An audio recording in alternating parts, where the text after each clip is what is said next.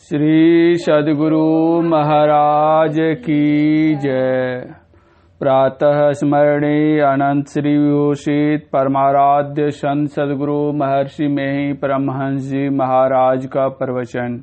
स्वतंत्र विचार वाले बंधन में रहते हैं। बंदौ गुरुपद कंज कृपा सिंधु नर रूप हरि मोह तम पुंज जासु वचन रवि करणी कर। प्यारे लोगों, कुछ लोग ऐसे हैं जो अपने को स्वतंत्र विचारी कहते हैं। अपनी बुद्धि में जो विचार आता है वही ठीक है, ऐसा वे समझते हैं। जिनका विचार सात्विक है, अस्थिर है और वह विचार संतों के ज्ञान के अनुकूल है तो मानने योग्य है।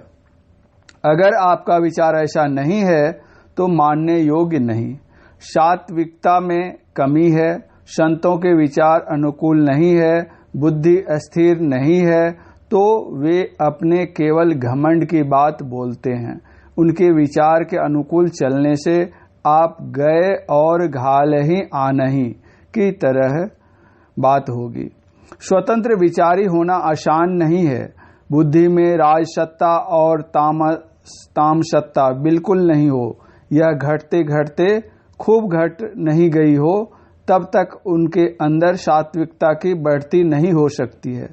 उनकी बात अस्थिर नहीं रहेगी और संतों के विचार के अनुकूल हो, यह भी संभव नहीं। इसलिए मनुष्यों को चाहिए कि अपने को वे बंधन में रखें। निर्बंधन बंधा रहे, बंधा निर्बंध होए, कबीर साहब। स्वतंत्र विचार वाले बंधन में रहते हैं।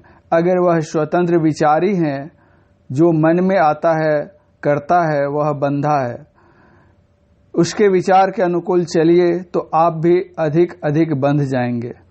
जो संतों के विचार के अनुकूल रहकर अर्थात उनके विचारों के बंधनों में रहकर अपनी बुद्धि को विशेष सात्विक बना लिए हों, वे निर्बंध हैं। अस्थिर बुद्धि किसको कहते हैं?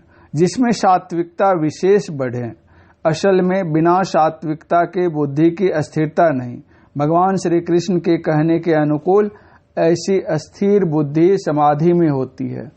इतना ऊंचा साधना हो कि त्रय गुणातीत हो जाए, शरीरधारी त्रय गुण से छूट जाए, जो संभव नहीं।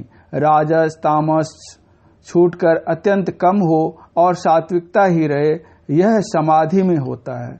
समाधि में समत्व यानी मन की एक रसता होती है। समाधि वाले की बुद्धि अस्थिर हो जाती है। अस्थिर बुद्धि को त्रय गुणातीत से बड़ा संबंध है।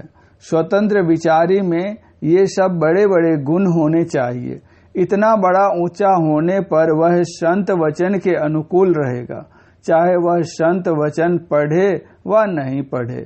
संत वाणी पढ़े भी नहीं, ऊंचा साधन भी नहीं और स्वतंत्र विचारी अपने को कहे तो उस पुरुष का केवल असार गौरव है। पुरैनिया में एक रंगलाल मुंशी जी थे। वे भी मुझसे भजन भेद लिए हुए थे। भागलपुर में बाबा देवी साहब के वे दर्शन करने गए। उनसे बाबा देवी साहब ने पूछा, कहो जी, तुम्हारे भजन का क्या हाल है? तो उन्होंने कहा कि हनोज रोज अव्वल, अर्थात आज भी पहला दिन है। बाबा साहब ने कहा, ठीक ही कहते हो। अपने में जांचो कि तुम्हारा भजन अभ्यास कहाँ तक बढ़ा है, स्वतंत्र विचार में रहने योग्य हो या नहीं। भजन में खूब बढ़ना चाहिए। संतों के वचन अनुकूल बनना चाहिए। संतों के वचन के अनुकूल बनना चाहिए।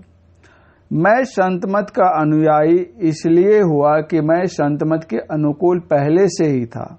बाबा देवी साहब मेरे कुल गुरु नहीं थे। वे सभी संतों के विचारों को मानने वाले साधु थे। वे संतों के विचारों को संतमत कहते थे।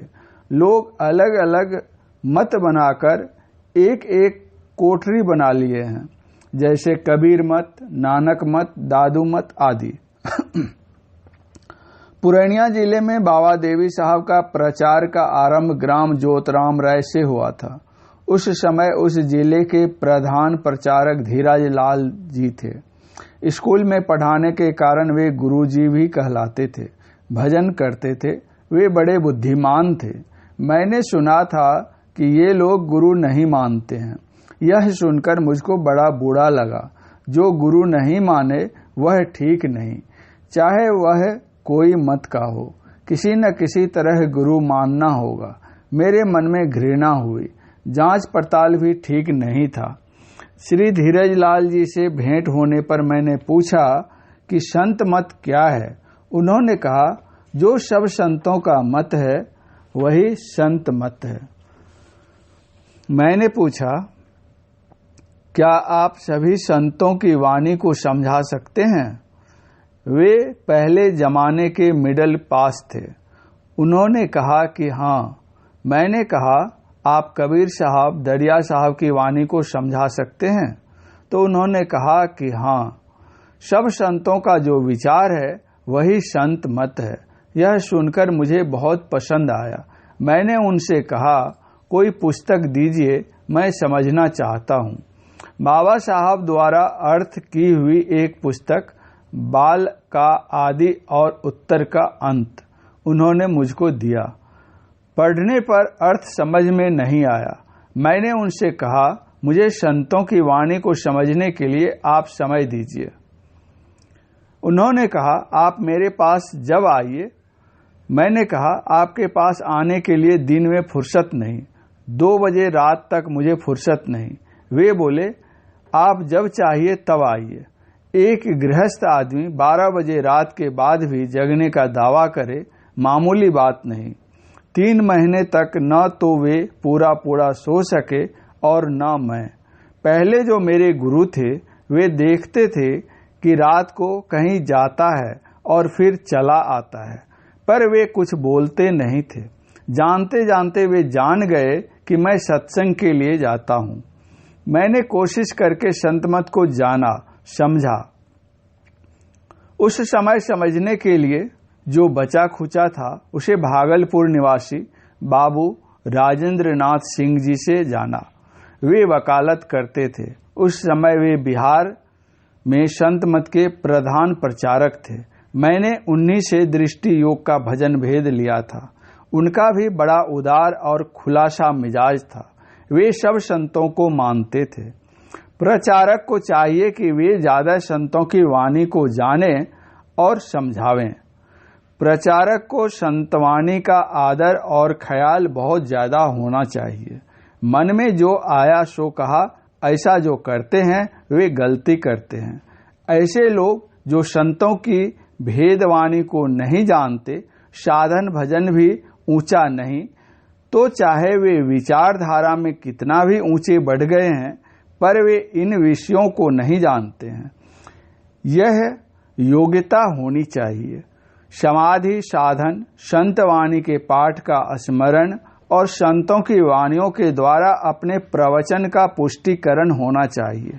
केवल कबीर साहब अथवा केवल सूरदास जी अथवा केवल तुलसीदास जी की ही वाणी हो, ऐसा नहीं। इसलिए मैंने सोचा कि जीवन भर तो सत्संग किया, ऐसी रचना करो या संग्रह करो जिसमें बहुत से संतों की वाणियां हों। इसलिए सत्संग योग पुस्तक है। पुनः रामचरितमानस सार सटीक, विनय पत्रिका सार सटीक वगैरह भी इसलिए हुए चूंकि इनकी बातों को लोग बहुत मानते थे। कबीर साहब की उतनी नहीं मानते थे। मौका आया, श्री गीता योग प्रकाश का भी प्रकाशन हुआ, वेद दर्शन योग भी हुआ।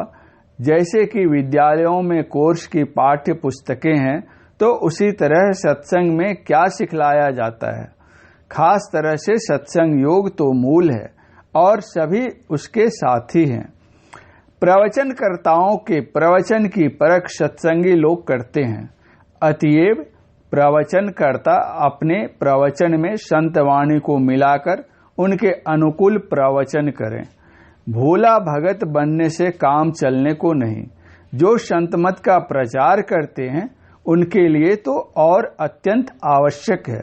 अपने से संतवाणी का मिलान कर उसका संग्रह करना आसान नहीं। जिनको मेरा किया हुआ संतवाणी का संग्रह पसंद नहीं है, वे दूसरा संग्रह करें। प्रचारकों को चाहिए कि संतों की वाणी का आधार रखें। पहले से स्वतंत्र विचारी कौन, ऐसे बहुत गिरे हैं। योग्यता नहीं और स्वतंत्र विचारी बने, और नहीं तो सत्संग योग को अच्छी तरह पढ़िए। फाजिल समय हो तो अन्य बातों को समझिए। जो जानते हैं बहुत कम और अपने को बहुत अधिक जानकार समझते हैं, यह उचित नहीं। फिर भी केवल जानने से ही काम नहीं चलेगा। उनके अनुकूल आचरण नहीं है तो प्रचार गलत है। यही कह दिया।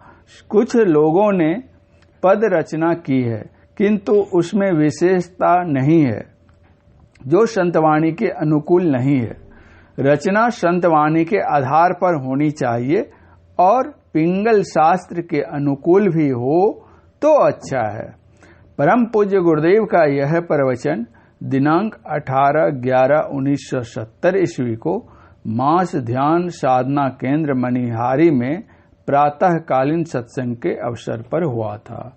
श्री सद्गुरु महाराज की जय।